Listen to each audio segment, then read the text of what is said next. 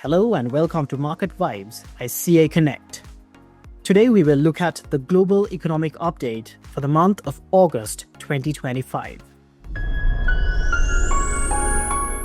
Let's start with interest rates. In the US, the Fed kept interest rates steady at 4.5% through August. Inflation stayed close to 3.1% year over year, and weaker jobs data added pressure for policy easing. At Jackson Hole, Chair Jeremy Powell signaled the Fed is ready to support growth if needed, reinforcing expectations of a possible rate cut in September. Moving on to Europe, the European Central Bank held rates again with inflation around its 2% target.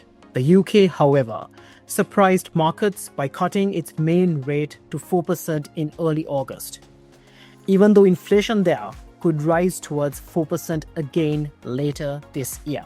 In Japan, the Bank of Japan left rates unchanged, still watching wages and prices closely.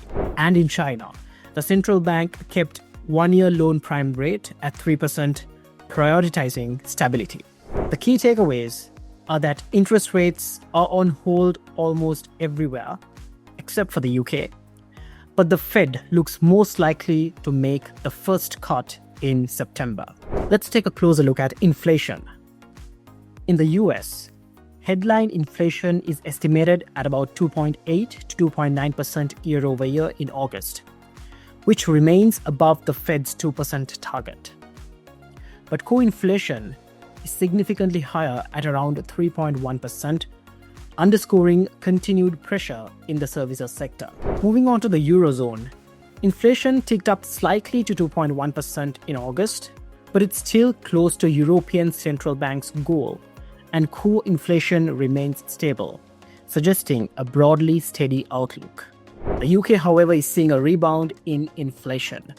The August estimates nearing 3.8%. Although the Bank of England cut rates to support growth, food and energy costs continue to drive prices higher.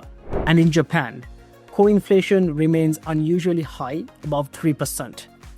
That's well above the Bank of Japan's long-standing target, and it's adding pressure as wage growth picks up. So the inflation picture looks steady in Europe, improving in the US, but still challenging in the UK and Japan. Let's turn to global equities, and August gave us plenty to talk about. In the US, the S&P 500 rose about 1.9%, continuing its steady climb to new highs. Tech and healthcare stocks led the charge, with investor optimism still strong despite mixed economic signals. Over in Europe, the Stoxx 50 gained 2.2%, supported by strength in automakers and financials. Stable inflation and a patient ECB helped keep sentiment positive across the region. But the real standout was Japan. The Topix index jumped 4.5% in August, its strongest monthly gain this year. Corporate reforms, trade optimism, and a solid earnings pushed Japanese equities to record levels. Meanwhile, in Hong Kong, the Hang Seng rose 1.2%. It's a modest rise, but it signals some stabilization in sentiment around Chinese markets, especially in tech and property sectors. So August was another positive month for global equities. Japan led the pack, Europe held steady, the US maintained momentum, and Hong Kong showed signs of cautious recovery. Let's talk about commodities. And August gave us plenty of action across metals and oil. Copper prices calmed down after a wild drop in July. Prices stayed stable in August, with traders still a little nervous about trade issues and demand from China.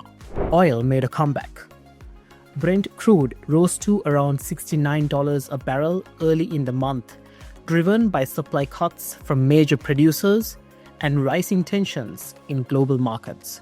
Gold stole the spotlight, surging to new record highs nearing $3,500 an ounce by end of August, fueled by expectations of US rate cuts, central bank purchases, and safe haven demand. Silver also shined. reaching its highest level in nearly 14 years, breaking past $40 per ounce. It's getting a boost from growing demand in electric cars and solar panels, plus the weaker US dollar. Overall, August was a busy month for commodities. Copper held steady, oil bounced back, and gold and silver surged to new highs. Moving on to the South Asian region, India stole the spotlight. India's economy grew by 7.8% in the April to June quarter, and it was driven by strong services, consumption, and construction. Inflation picked up to be around 2.1% in August, mainly from food prices, but this is still within the RBI's comfort range.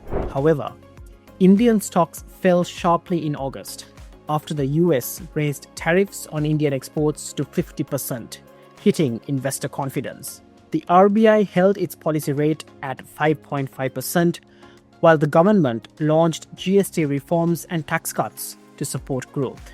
Fitch Ratings reaffirmed India's stable outlook, citing strong domestic demand as a cushion. The key takeaway is that India remains one of the fastest growing economies in the world, but global trade risks are a real test. As we look ahead into September, a few big questions remain. Will the Fed finally deliver a rate cut after months of holding steady? Will UK inflation, now heading towards 4%, force the Bank of England to rethink its August rate cut? Can India keep its strong growth momentum in the face of higher US tariffs and capital outflows? And in commodities, can gold and silver maintain their record highs? So August kept markets busy. Rates stayed on hold, but cuts may be close. Inflation eased in the US and Europe, while the UK and Japan stayed under pressure. Stocks gained again, with Japan leading global markets.